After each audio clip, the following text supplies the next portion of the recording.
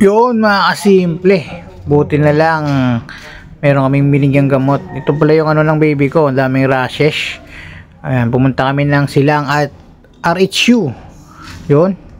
Pagkatapos nakakuha kami ng gamot diyan. Binigyan kami ng gamot galing sa counter sa butika. Salamat naman at kumpleto yung mga resita na gamot na binigay sa amin, mga gamot na pambata. Yun.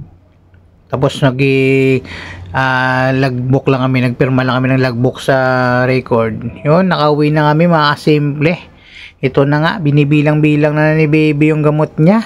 Ang daming gamot na binigay para sa ubo, sa sipon, at saka sa rashes niya. Yun mga kasimple.